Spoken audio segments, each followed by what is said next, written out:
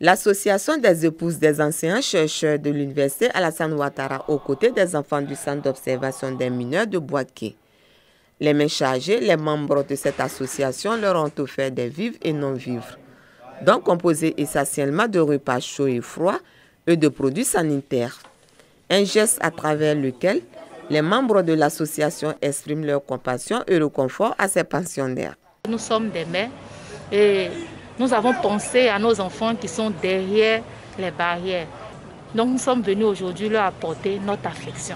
Nous sommes venus leur dire qu'il y a des gens qui pensent à eux et aussi leur donner des conseils pour dire qu'ils changent de mentalité, qu'ils changent de comportement, qu'ils écoutent ce qu'ils ont appris ici et qu'en sortant de là, qu'ils deviennent quelqu'un de meilleur.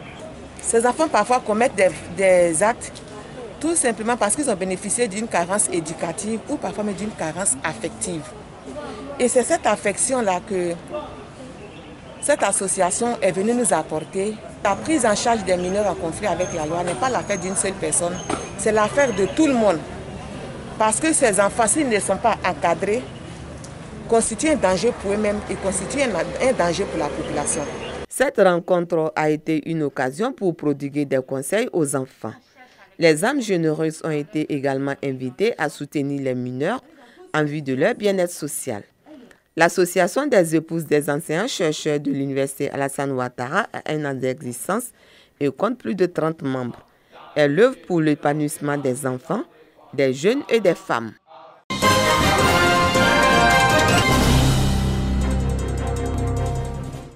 Depuis l'apparition de la maladie à coronavirus en Côte d'Ivoire, les centres de santé et autres formations sanitaires sont de moins en moins fréquentés par les populations. La vaccination des enfants et les consultations médicales ne sont plus suivies régulièrement. Situation due à la psychose liée à la COVID-19. L'ONG Muri, Mains Unies pour le respect des institutions de la République, veut briser ce mythe. L'organisation non gouvernementale a initié une campagne de sensibilisation au profit des femmes. Le lancement de cette campagne a eu lieu à Bouaké, quartier Air France.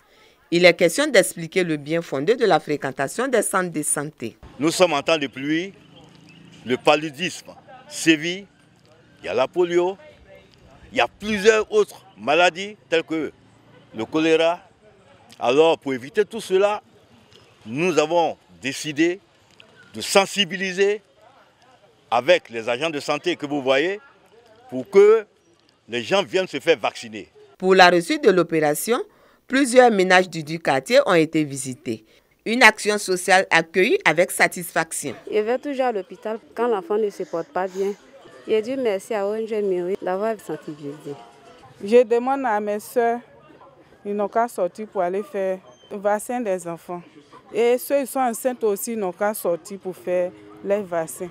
D'autres quartiers de Bouaké sont visés par cette campagne d'information et de sensibilisation pour le bien-être des populations.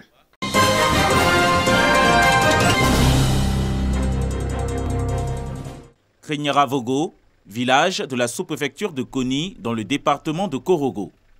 Les enfants ont dépeuplé leur école qui sert de site d'enrôlement dans le cadre de l'opération de la révision de la liste électorale. Ils ont découvert un nouveau centre d'intérêt au cours de ces vacances scolaires. Une infrastructure routière, objet de fascination pour eux à Krignaravogo. C'est un ouvrage qui permet d'entrer dans le village et d'en sortir en toute saison. Le temps qu'il n'a pas encore rangé la route là, c'était obligatoire d'aller tourner l'autre route là pour aller prendre mon Mercedes. Donc il y a des jours, par rapport à Calibran, quand je vois ça, je ne vais pas passer pour aller. Mais maintenant, ils passent, ils sont en laisse. Aujourd'hui, moi j'ai allé prendre charbon et ça va venir, je gagne mon argent en laisse, sans dérangement.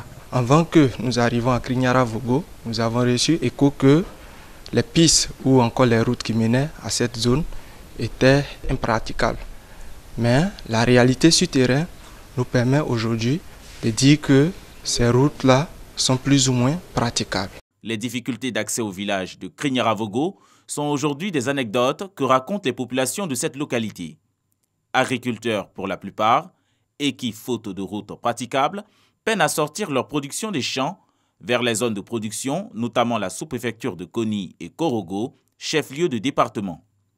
La Direction générale des infrastructures routières a effectué dans cette partie de la région du Poro des travaux de reprofilage amélioré des routes avec traitement des points critiques comme la pose de dallos et buse à certains endroits spécifiques entre Korogo et le village de Kwanvogo.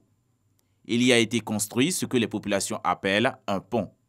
En réalité, c'est un ensemble de dallos posés pour mettre fin au spectacle en période de forte pluie où la route est engloutie par l'eau qui sort du lit de la rivière qui traverse le village. En 2019, il y avait une coupure franche, précisément à cet endroit, au PK 4 km 400, et qui nécessitait de construire un ouvrage. C'est ainsi que nous avons construit en moins d'un mois un dallo de section 2x4x3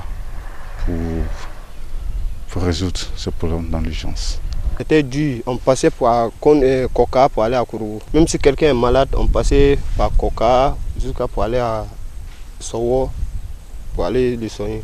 Mais maintenant on passe sur le pont facilement. De Korogo à Krignaravogo, passant par Koni, la route est belle et on y circule aisément. Transporteurs, commerçants et agriculteurs ne se font plus de soucis à l'emprunter malgré les fortes pluies qui arrosent la région du Poro. Chacun compte en tirer le meilleur profit et développer ses activités, convaincu que la route est un indicateur de développement et de progrès.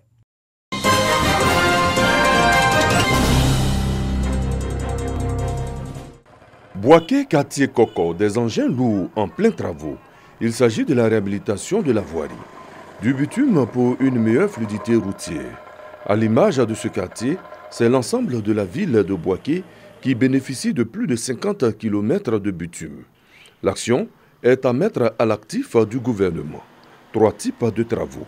Des voies à réhabiliter, de nouvelles voies à bitumer et un reprofilage lourd de certaines voies d'accès. Boaké a longtemps souffert de sa voirie et le gouvernement a pris les taureaux par les cornes.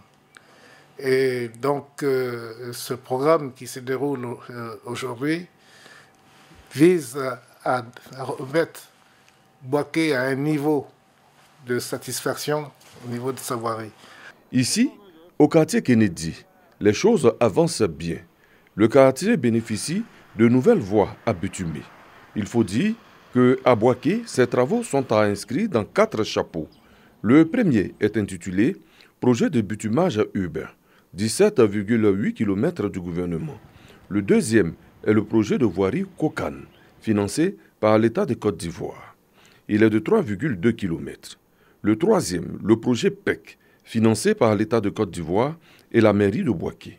Ce sont 25 km de route, des voies d'accès dans les quartiers qui seront reprofilées. Le projet Pidukas, le quatrième, avec 5,3 km dans le quartier Tolakwa-Diokro, du bitume neuf. Les travaux sont en phase d'achèvement pour le grand bonheur des populations. Aujourd'hui, on roule tranquillement, ça rend le quartier aussi bien propre. On dit merci beaucoup à le président d'avoir fait le goudron pour nous. En tout cas, avant la voie là, c'était pas trop ça. Mais maintenant, c'est bien, il n'y a plus de poussière. Des célèbres voies comme celle qui part du château à Ouyansou jusqu'à la zone en passant par le quartier municipal et celle qui part de la pharmacie Belleville au quartier Dar es Salaam recevront du bitume neuf. Tout est fin prêt. Quasiment tous les quartiers de Boaké sont concernés. Dans le commerce, on en trouve. La voie de Séviateur, toutes ces voies, ce sont des voies de réhabilitation. Il y a des nouvelles voies qui seront bitumées. La liaison de Belleville à Dar es Salaam en partant depuis la pharmacie allait déboucher sur la route de Katiola. Cette voie de plus de 7 km sera entièrement bitumée, permettant de relier 2 quartiers importants de la ville de Boaké. Régulièrement, le ministère en charge de l'entretien routier effectue des missions pour veiller sur le bon déroulement des travaux. Avec la pandémie, on est venu voir un peu l'évolution de ces travaux et voir un peu sur le terrain la prise en compte des mesures de barrière concernant la lutte contre la pandémie. D'ici peu, Boaké va changer un peu de visage. Les autorités locales suivent également avec beaucoup d'intérêt ce qui pouvait être le point de départ d'un Boaké nouveau. Je ne suis pas déçu compte tenu de tout ce que je vois. Depuis mon arrivée jusqu'à aujourd'hui, l'image de la ville est en train de prendre autre allure. Nous, on avait pensé que Boaké était oublié. Malgré la maladie Covid-19, les travaux avancent. Et aujourd'hui, il y a le conseiller du ministre qui vient, qui nous rassure que vraiment on n'est pas oublié. L'autoroute dont les travaux avancent bien arrive pour faciliter l'accès à Bouaké. À l'intérieur de la ville, ces travaux, à terme, viendront comme une réponse aux attentes des populations. Elle l'avait d'ailleurs exprimé au premier des Ivoiriens, Alassane Ouattara, lors de sa dernière visite à Bouaké. Un engagement traduit en actes par le Premier ministre Amadou Gon Coulibaly. Au passage, on verra avec beaucoup de joie, certainement, les travaux de la traversée de Bouaké, du corridor sud au corridor nord. 2 fois 2 voies. Le meilleur est donc en cours de téléchargement pour Bouaké, capitale de la région de Bouaké.